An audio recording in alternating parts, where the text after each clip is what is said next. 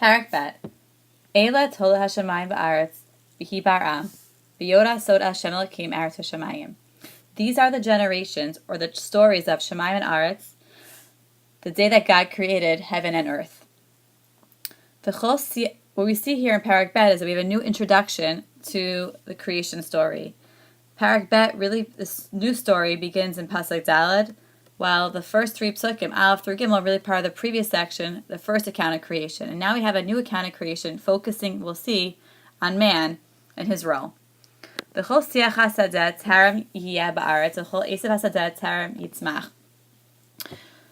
the grass and the greenery and the shrubbery didn't yet grow on the ground. There was two problems, or two reasons for why nothing grew.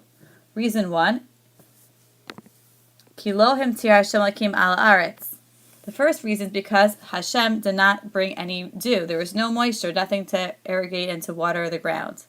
The second reason is Adam ayin lavod et adama, and there was no man to work the ground.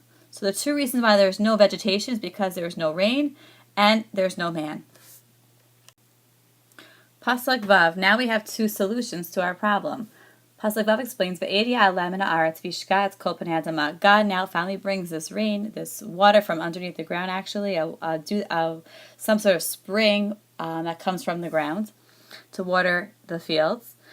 Pasuk Zayin, Vayitzer Hashem Elokim et ha'adam, afar min ha'adama, vayipach ba'apav nishmat chayim. Vayhi ha'adam l'nefesh chaya. Pasuk Zayin, we're now told that Hashem created man, fashioned man from the earth, and He blew into his nostrils a living breath, and Vayhi Adam, now man becomes a living being. So now we have our solution to our problem, and therefore, Pasuk Chet, Vayitza Hashem Elokim gan be'edem mikedem. Now God has this beautiful garden to the east of Eden. Vayasem sham et ha'adam asher yatzar. And now God is going to place man into this Garden of Eden. Pasuk Tet, Vayitzmach Hashem Elokim min ha'adama, kol eitz nechmad lemar'eh, v'tov lema'achal, v'eitz ha'chayim b'toch hagan, v'eitz hadat tov v'ra.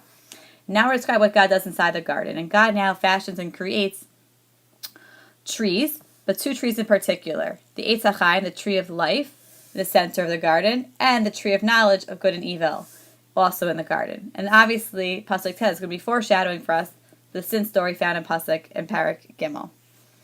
Psukim Yud, Pasuk Yud, Yud Aleph, Yud Bet, Yud Gimel, and Yud Dal all describe the rivers and the water sources within the Gan Eden. And we see this continual theme of like the water sources and the plants. We move on from our story back to Pasuk, forward to Pasuk Tevav. Vayikach Hashem Elokim et ha'adam vayinechenu began Eden la'avda u'lishamra. And now we find out what man's job is, which we did not find out in Perek Aleph. Man's job is he's placed in the Garden of Eden, and God gives him this dual responsibility: la'avda, to work, and l'shamra, to guard the garden or to guard the earth. And now God gives man his commands. Vayitzav Hashem Elokim et al ha'adam le'mor. God commands man the following: Mikol eitz hagan achol tochel. The first time that God speaks to man, He tells man, I want you to eat from all the trees of the garden. Eat from everything to your heart's content. A command to actually go and eat everything. Mikol eitz hagan ochel tochel. But Pasuk Yud Zayin now tells man what he can't do, what's prohibited to him, his mitzvah lo taseh. U'me'et hadat tov v'ra lo tochal mimenu ki biyom achal mimenu mot hamut. You may not eat from this one tree, the tree of knowledge of good and evil. The day that you eat from this tree, mot hamut, which means you shall surely die. Just like achol tochal in the pasuk beforehand means you shall eat, this means you will surely die. Double lashon to show you the strength of the idea. Pasuk Yud Chet. Vayomer Elokim Hashem Elokim lo tov hayos adam levado aseh lo ezer kenegdo. God decides it's not good for man to be alone. He wants to create man a helpmate. Before God creates a helpmate, which actually happens in Pasuk Chaf Aleph, God has man name the animals. Vayitzar Hashem Elokim min ha'adama kol chayat hasadeh v'eis kol of hashamayim ve'avei el ha'adam lirot ma yikareh lo. V'chol asher yikareh lo ha'adam nefesh hachaya hu shmo. God gave Adam the authority to name all the animals, and whenever he names them, that's what they were called. Vayikra ha'adam shemot l'chol ha'beima l'chol ha'shamayim l'chol chayat hasadeh u'adam lo matzah ezer kenegdo. During this process of naming the other animals, Adam feels that he is lonely. He does not have a helpmate. Perhaps he saw that the other animals came in pairs and had partners, but he himself is alone. And now, therefore, God, because man not recognizes his loneliness, now God will create for him a partner. God